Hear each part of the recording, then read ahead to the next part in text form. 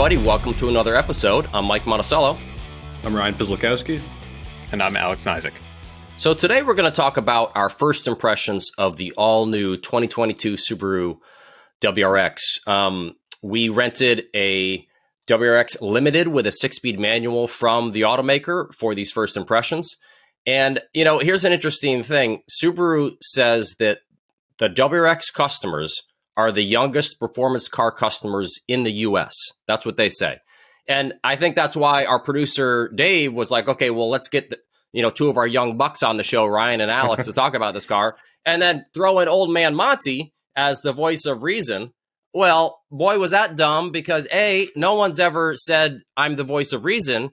And B, I love cars like the WRX. You know, the WRX formula has pretty much remained the same since it came out in the US in 2002, which is, a strong turbo 4-cylinder with all-wheel drive, taut suspension, serious sports seats, and, rally-inspired bodywork, and then a really strong, dollar for performance quotient, right? And that still has stayed the same all the way through. I was working at Road and Track when that WRX came out back in 2002, and we had a long-term one. And I loved the car so much, I drove it from California back to Connecticut for Christmas, and then, back to California after that.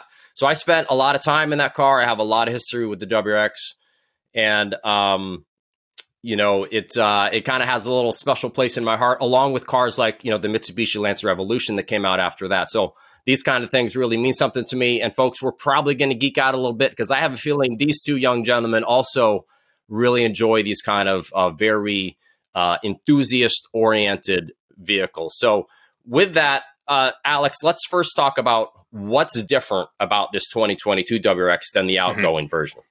All right, you said geek out. So like you said, the fundamentals here don't change, which is a good thing. That turbocharged 4-cylinder, good amount of power, 4 doors is an important one, I think. But they did make some decent, significant changes, even though it might not look like it on the outside. It kind of, the two side by side look very similar, but it moves over to Subaru's global platform, and it's not new, for the WRX. It's an existing platform, but they've migrated over to that. And so now it shares that platform with cars like the Impreza, the Outback, Forester, and we'll get into more of what that means later. But they also changed the engine. So the outgoing car has a 2-liter turbocharged engine, with this new vehicle having a 2.4-liter. On paper, they look very similar in terms of torque and horsepower. It only goes from 268 to 271, but it's more than what the stats show on paper. There's a lot of talk about how it doesn't share body panels with the Impreza anymore. So it used to just be that the WRX and even the STI were essentially souped up versions of the more pedestrian Impreza, right? So they do share a lot because they are on that platform now that I just talked about. But in terms of how they look and the body panels, they are now completely different. They don't share anything in terms of, fenders or doors or roof or anything like that. The dimensions are similar, but there's now more daylight between the two, if that makes sense. Yeah, that totally makes sense. So some changes here, Ryan. Mm-hmm. Do you, when you drive this car, do you notice those changes? Does it feel like a different car than the last WRX that you drove? So it feels different in some ways, but it's not earth shattering. I noticed, I thought the suspension was actually, the ride was rather stiff, short-legged, if you will. This car kind of reminded me of a underpowered SDI. Like it had that stiffer suspension without the power, and some of the other fun gadgets like the locking differential and all that nonsense. But aside from that, it's not, to me, it wasn't a whole lot different. And power wise, I mean, it's only, what was it, 3 extra horsepower? I forget what you said on the torque, right. But it doesn't feel, I mean, it feels like the older one. It doesn't feel like any more muscular to me. It's fun to drive. I mean, don't get me wrong. It's always been fun to drive, and it'll probably always be. I mean, the WRX it holds a place in my heart as well. I mean, it's always been that rally-inspired kind of street car that we could get our hands on. I remember when the first STI came out, it was like the most amazing thing in the world because they had existed overseas for years prior, and they have a long history of rally racing. And this is other than the stiff suspension, kind of a mild car. It doesn't really it doesn't over thrill me. Where like the STI, for me personally, the STI is like that next notch. When you're in this type of a sports vehicle, that's what you want. You want that kind of performance. Otherwise, you got to dial this back to more of a regular, like nicer riding, comfortable car for everyday use. In other words, I'm always happy to drive a 6-speed manual with all-wheel drive. I mean, don't get me wrong. I don't know. I wish there was a little more thrill in it, but I guess they got to leave room for the STI because the STI still exists. Alex, where do you stand on the thrill quotient here with this WRX? I guess I was a little underwhelmed, but I think that's only because I went into it with, actually, in full disclosure, I've never driven a WRX before. So this is my first WRX experience. So in that regard, loved it. I mean, like Ryan said, 6-speed, all-wheel drive. That's a great combo. Power's decent. It's nothing crazy, but it's decent. And the handling's pretty decent as well. But yeah, I wasn't overly enthused by it. It's hard to pinpoint, but something about it just, I think it's a combination of things. First of all, the steering and handling, while good, are not exceptional, I suppose. Mainly the sharpness of the steering. It felt like it should have been quicker in my experience. The turning could have been a little sharper. And then the engine, while 271 horsepower is pretty good, it's nothing crazy, but that's okay. I'm not like a speed demon kind of guy or anything. But my problem with it is it didn't really encourage me to rev it out to redline, and the redline is only at 6,000, and I felt like it just didn't get that exciting as you got up there. And then the second that makes the power at like 5,600 RPM, the second you get there and you access that 271 horsepower, it slams into the redline, and it just draws the red pulls limit. Timing pulls it just hits that red limit like pretty hard. So that was a little discouraging. The second you feel like you're getting something out of it, you got to shift, and it kind of hits a wall a little bit. So that took some of it from me.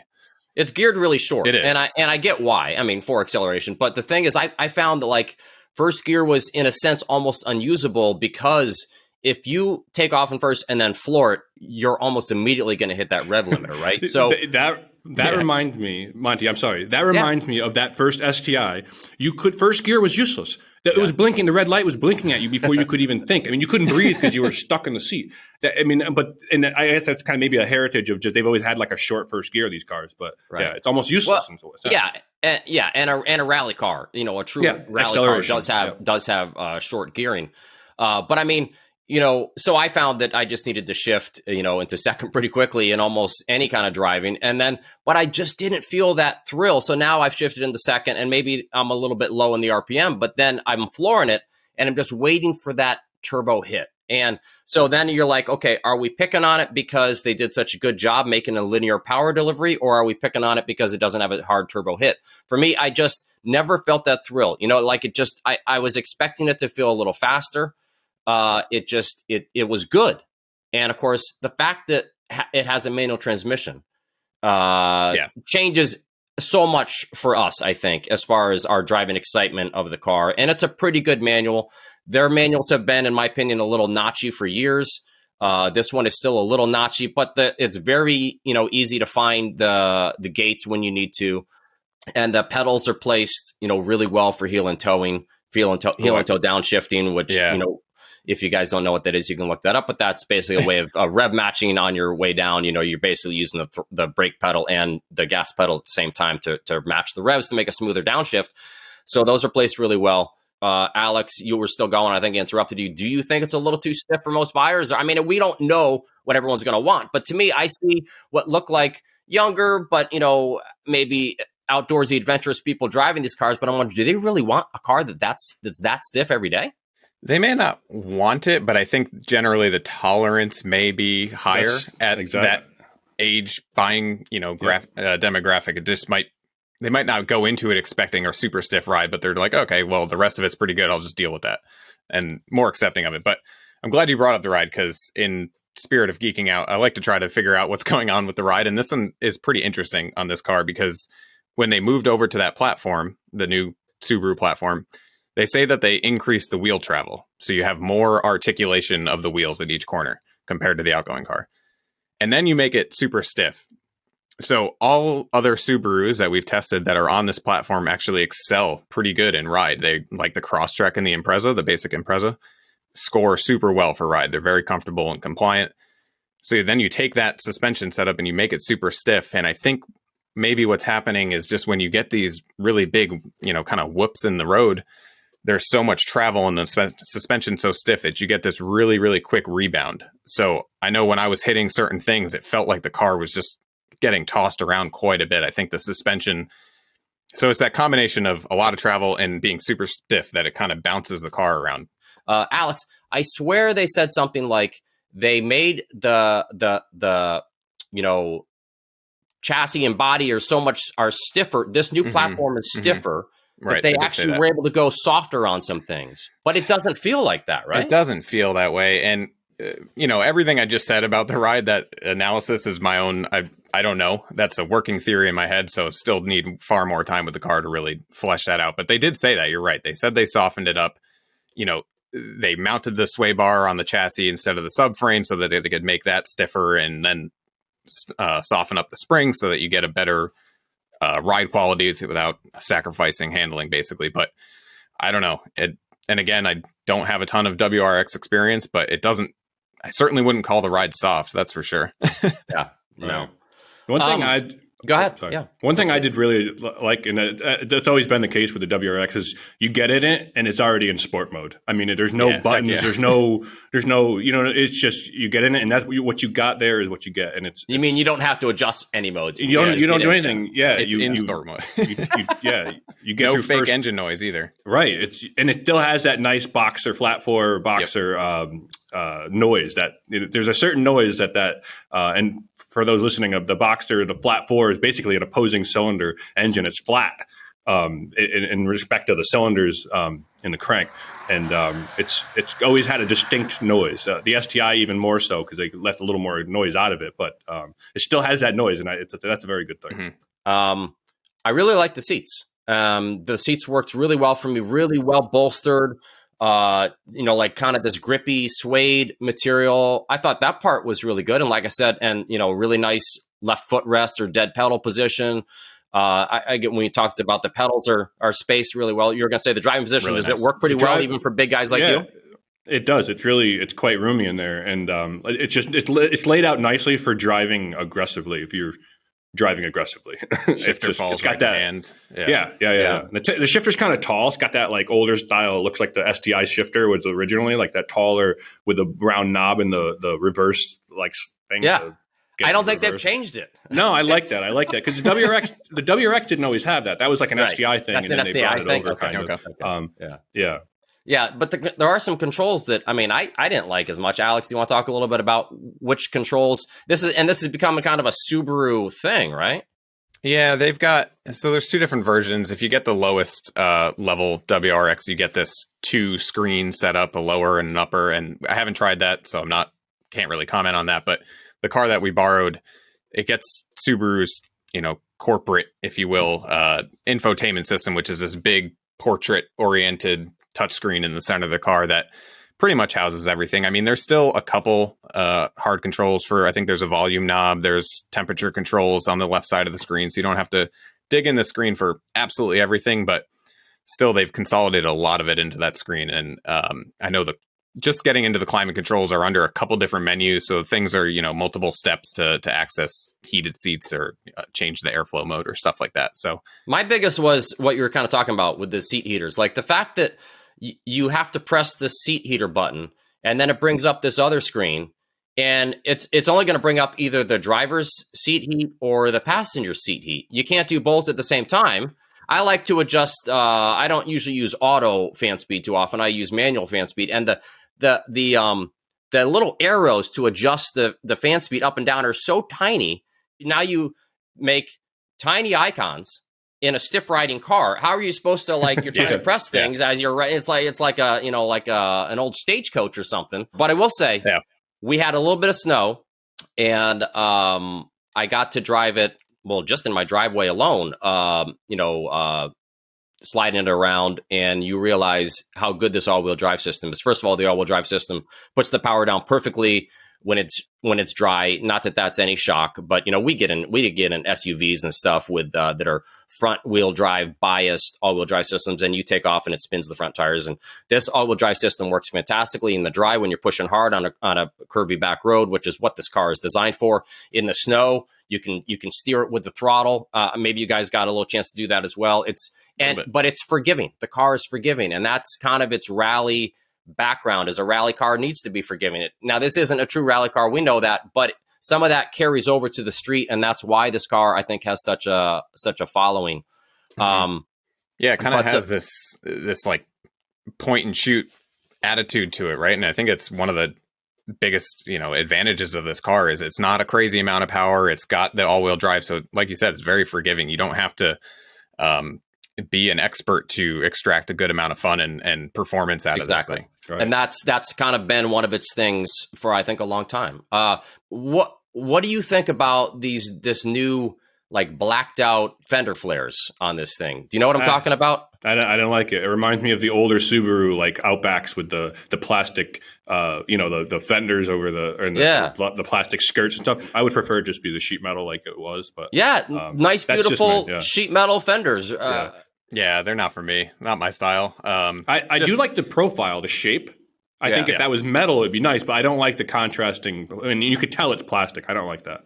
Yeah. Okay. Well, we have a full preview story on the 2022 WRX up on consumerreports.org. We are buying a 2022 WRX for our test program, which is exciting. And let's move on to an audience question for the show. And, don't forget to send those questions, comments, 30-second video clips to TalkingCars@iCloud.com. That's honestly, folks, the best way to get a hold of us. I could also send out Ryan's personal email if you guys want, but you guys let me know about that. So we have a question from Mike. Mike says, love the show. Thanks, Mike. Maybe you can go to 2 times a week. Oh, boy. We'll have to talk to producer Dave about that. Okay, we'll keep that in mind. Mike has 2 questions for us. He says, how do you think drivers in the U.S. will adapt to electric cars being mainly rear-wheel drive versus front-wheel drive? And 2, also, can you talk about what the cost, maintenance, and pressure differences might be for tires on an EV compared to a traditional car? Let's see, Alex, why don't we start with you on the first question about, the fact that, a fair amount of EVs are coming rear-wheel drive, and most people have gotten used to just about everything coming with front-wheel drive. Yeah. So the reason so many cars come as front-wheel drive, in the last, 50 years or whatever it's been, is packaging and cost, right? So when you have this engine, it's cheaper and you get more interior space if you turn it to the side and put it in the front, make the car front-wheel drive.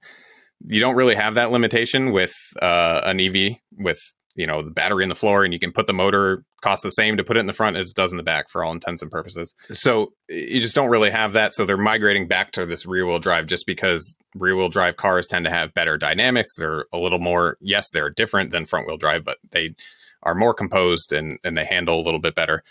But that being said, I don't think most people are really going to have to think too hard or adjust too much to their driving habits day to day. Unless you're intentionally going in there and turning off traction control or something like that. In some cars, you can't even do it anymore. You're really never going to get to the point where you're going to experience what's usually called oversteer, where a rear-wheel drive bias car might step out in the rear or slide the rear end around. Especially with how good traction control, stability control, and all these systems have become. I just don't think that your average driver is going to have to worry about it too much. Okay.